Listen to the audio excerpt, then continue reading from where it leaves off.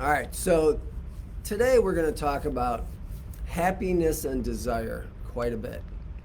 And then very briefly about fear, anger, and grief, and then about love. Good morning, everybody. So let's talk about happiness and desire by saying that each one of us desires to be happy. Certainly happy rather than sad. At this point in our lives, we've realized that neither fame nor success, as typically defined, or possessions or money brings about happiness for more than a short temporary period of time. The fairy tale dreams we normally have as kids do not bring about happiness as adults as we once imagined. Why is that? Well, it's not because we may feel insignificant compared to the superstar athlete, the award-winning quantum physicist, or the Oscar-winning actress, or the neighbor who seems to have everything, including a great smile. It's none of those, although that is what we may have imagined after having read certain magazines on the shelves today. Rather, it's due to the fact that everything pales or is insignificant compared to our self, our real self. Not our ego self with which everyone is familiar. Now, whether or not we have ever experienced the bliss of our real self is actually a question for another time. So what we are actually looking for when we direct our efforts towards a goal, what is it we're looking for? Towards a goal, towards an objective. Why do we set goals? Is that we are attempting to manifest one basic desire, which is simply to be happy. And what does happy mean? Do we know why we are happy? Do we even know we are happy? How long does it last? And what brings it to an end? Has anyone ever found themselves saying, I would be happy if ... as in if my team wins, or I would be happy if I could just get this last thing done? Did we ever make such a silly statement? Did it make us happy? Did it last? And why not? Now, you have noticed I've asked twice now why happiness always ends. Why does it always end? That's a good question. We're going to take a look at that. Happiness does not last. It comes and it goes. Its departure seems to be one of its traits. We may want to ask, are people happier today than they used to be? Some people would answer yes. A lot of people would answer no, as there seems to be a wistful longing for the good old days when life was more simple, the air was cleaner, John Boy was around, and the stress of city life was not so pervasive everywhere. Over time, however, life in the West, at least, has become easier with more modern conveniences, but that's a different feeling than happiness, although most people equate happiness with the number of items or appliances owned. Now, by the way, there's been talk recently about being able to take your appliances with you when you transition, so you may want to stock up. Now, originally, to be happy meant having hap, H-A-P, which meant luck or good fortune, which also meant that one didn't have to do anything in order to be happy, because it just happened by chance. As in, it fell in my lap. How happy could I be? Most would agree that we are happy when we achieve or get something. Conversely, we are unhappy when our endeavors fail.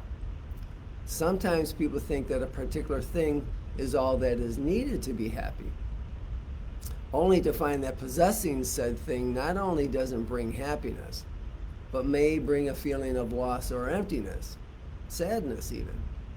Some may dread having what others make them happy, while others believe happiness means having multiples of the same things, like 50 Rolls Royces.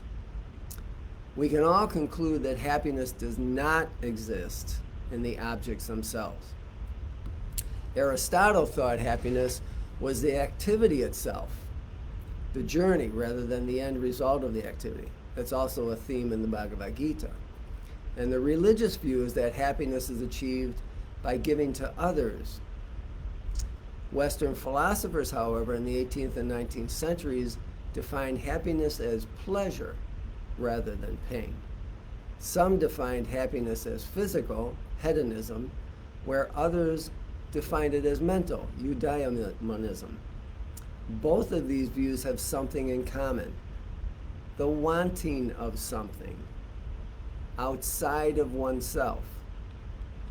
If gotten, there is supposed happiness. If not, there is unhappiness, if not misery. So let's step back from happiness for a moment. Take a look at desire. The desire that drives us to seek that which we think will bring us happiness.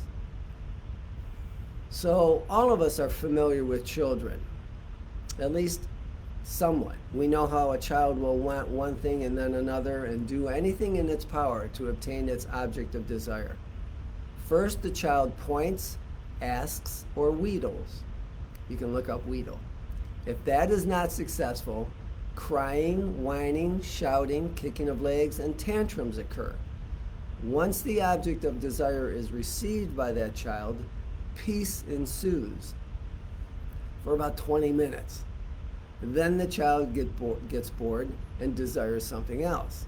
The process is then repeated thousands of times and doesn't stop until we pass. Isn't that funny? The procession of desire, however, does go from simple to sophisticated, from food and shelter at the bottom of the ladder to self-realization at the top. And that kind of reminds us, or at least some of us, of Maslow's hierarchy of needs. Yet on the opposite end, we can think about the unhappiness of not obtaining the desired outcome. It's not present all the time. That is, unhappiness is not present all the time, particularly when one's attention has been redirected. So just as happiness is not to be found in the object itself, so too unhappiness is not due to lack of the desired object. Stay with me. We can conclude that nothing external is in itself the source of happiness. Another thing we have come to realize is that happiness is momentary because it can only happen now. It can't happen in the past, and it can't happen in the future. So happiness actually depends on how long one is able to stay present. Let's now take a look at the relationship between happiness and desire. Since we recognize that happiness has nothing to do with the object of desire itself, and we know too that what makes one person happy doesn't necessarily make another happy, logic dictates that happiness occurs under two conditions. First, when the object is attained, and second, when the desire for the object is satisfied. So happiness is attained when desire goes away. Happiness is attained when desire goes away. Perhaps our natural state is one of happiness, and desire obscures that. Desire, after all, is associated with a feeling of lack. We suffer because we need something currently out of reach. If we did not have this feeling, this desirous feeling, we would be content at the least, if not happy, in our ignorance. Fear, by the way, works in a similar way to desire. If we regard desire as the wish for something, then fear is the wish that something does not come to pass. So happiness occurs when desire goes away and when fear goes away. So if we wish to be happy, we need to rid ourselves of desires and fears. And that's a constant theme, especially with desire in Buddhism and also in Hinduism. So teachings of yoga and obviously teachings of Advaita Vedanta, which is mainly where I'm drawing from right now. So if we wish to be happy, we need to rid ourselves of desires and fears. But this would require an inordinate amount of self-discipline, as we need to eat ice cream every summer. And society is ruled by advertising that tells us how much we are lacking and how much we need in order to be fulfilled. So it's going to take a lot of discipline. We foolishly believe that our well-being depends upon obtaining an object or realizing an objective. These desire-filled or fear-based thoughts are disturbances to our peace of mind, just as ripples are disturbances in a pond of water. Only when the pond is calm can we see its depth, and only when we are tranquil can we glimpse our true nature. All right, let's transition out of this and briefly, very briefly, talk about fear, anger, and grief. Fear is simply the obverse or opposite of desire. Instead of wanting something very much, we very much don't want something. Anger is the result of a desire frustrated. And grief is what we feel when a desired object is removed, such as losing a friend. All attachments ultimately bring sorrow. And the irony is that the usual way of relieving the sorrow is to find something or someone else to attach to. Man, oh man, are we slow. All of these emotions are selfish and they're small. Our attachments determine our emotions, and these emotions will oscillate between happiness and misery and joy and grief continually. Whatever the emotion of the moment, it won't last and will be replaced by its opposite, which won't last and will be replaced by its opposite, which won't last. You get it. All negative emotions will come to an end, however, with the realization of the true nature of the self. Now, let's move on to another subject that is on everyone's minds these days. It is a subject summed up in one word and used to describe almost everything and everyone. I love my motorcycle. I spend hours every weekend cleaning and polishing it until it glistens. And if anyone touches it, I go through the roof. I love chocolate. I can't stop eating it, especially dark chocolate with salt on it. I can't get enough of it.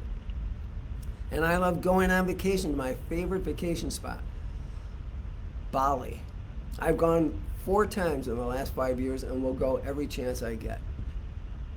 I just love her. I am obsessed. I can't get enough of her and I can't stop thinking about her. I probably won't even meet her, but at least I get to see her on the big screen. Okay, so obviously I'm talking about that universal word called love. Except all of the descriptions I just mentioned have more to do with attachment. And what word did we learn 2 weeks ago? Ahankara, the ego's way of attaching to and identifying with something that we are not. All the examples I gave are all focused in on an external object or person. I love my motorcycle really means that I enjoy the status of being seen on it. Perhaps it is unique, somewhat rare, resulting in others looking at it and me in envy. I have invested it with my ego consciousness, so if anything happens to it, I have already decided that I would be very upset. I love chocolate merely implies that this person desires and eats a lot of chocolate. Or does it? Perhaps eating lots of chocolate displaces feelings of loneliness or something else that he or she is attempting to address by eating delicious, tasting dark chocolate. I love vacationing in Bali. May indicate that the person vacationed there once, liked it, enjoys the familiar, and is reluctant to try anything new. I love that movie star signifies that someone spends a large part of their day daydreaming, imagining themselves with someone else whose body they find attractive, while at the same time projecting what they find most endearing in another onto the object of desire, the actress. Her mind, personality, and behavior isn't even a consideration.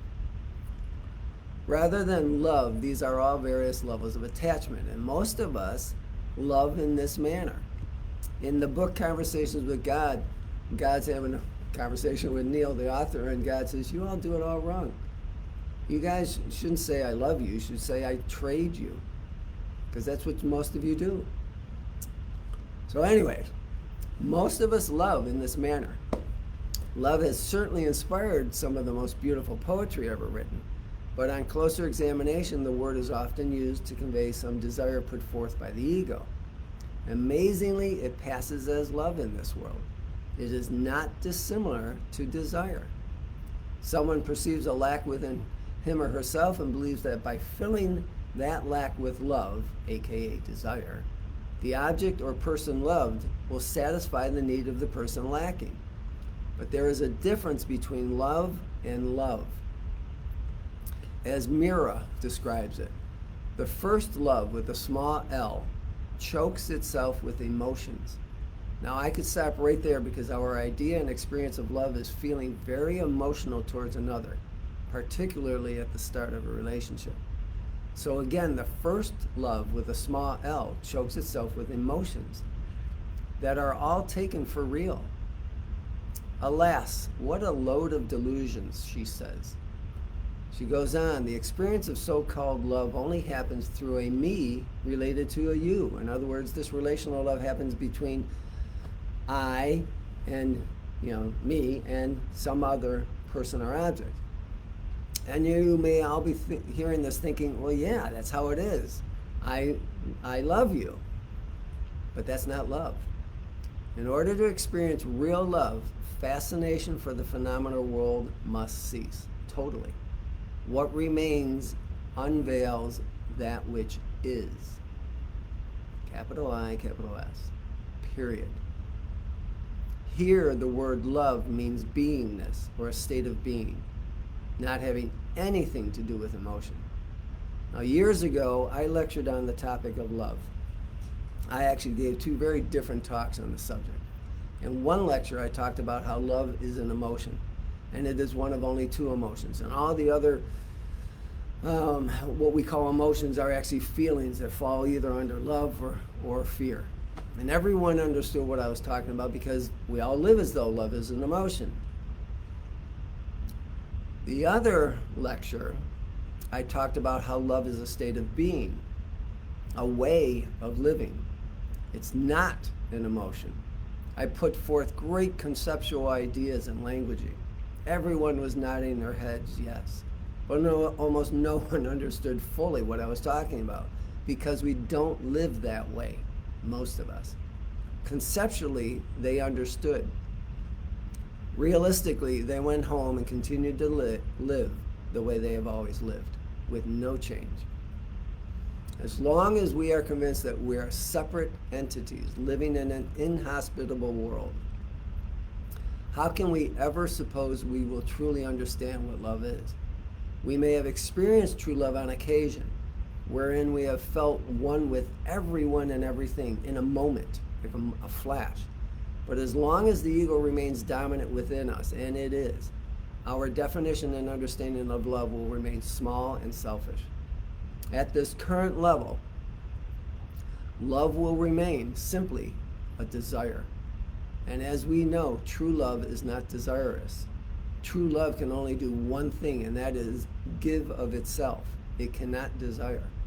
While love remains at the level of the ego, it is not love, and it is not possible to have a real relationship, if it can even be called that, as 2 objects cannot love one another. Only when those involved cease to see themselves as separate from one another can a true relationship exist. Only when we cease to see ourselves as separate from one another can a true relationship exist. Well, that's a tall order, you may think. But remember that pure feeling we sometimes feel upon awakening from a very deep and refreshing sleep, before we realize that we are supposed to be worrying, checking the time, the news, the weather, the stock market, before we fully wake up. While the brain is still in that alpha or theta brainwave state, and we are not yet sure where we are, let alone what we are, who we are, our name, or any of our labels, we are in that pure state of bliss, where love reigns supreme. Advaita Vedanta suggests that it is that state when we first awaken. It doesn't happen every time when we awaken.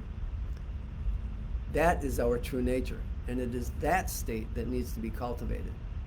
When we feel that pure feeling about another, not just about ourselves, then that is the purest form of love with a capital L. And when that state is attained, that feeling about another will apply to everyone and everything, not just one or a few others. That is why Yeshua is considered the groom, and we are considered the bride. His love encompasses all of us. It is universal. It was not directed to only Mary. This is love, the state of being that we must once again strive to attain. Real love does not come from the outside, caused by an object or the person loved, but from one's own nature, similar to when we see something that we consider beautiful because it strikes a chord within us. Now, as Sri Punja said, true love has no lover or beloved, because all love is love of the real self, and the real self is all of us collectively. The reason that love of God is considered to be the highest expression of the state of beingness is that it recognizes the existence of a reality that encompasses all and negates the ego. Our sense of I is lost in the bigger picture. Along with this, any desire for something separate disappears.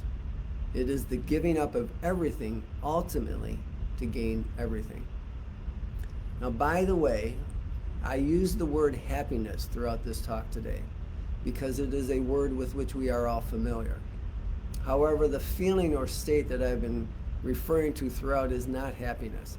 It's joy and bliss. Happiness is of the ego. As you have heard, it comes and goes. The bliss state, or the state of joy, is associated with elevated states which indicate a transcendence beyond the ego. It occurs in meditation and prayer normally, sometimes in the waking state while just walking around because you got into that zone. Thanks for joining in today, everyone. That's it for today. Have a great, sunny, and bright day. See you next time.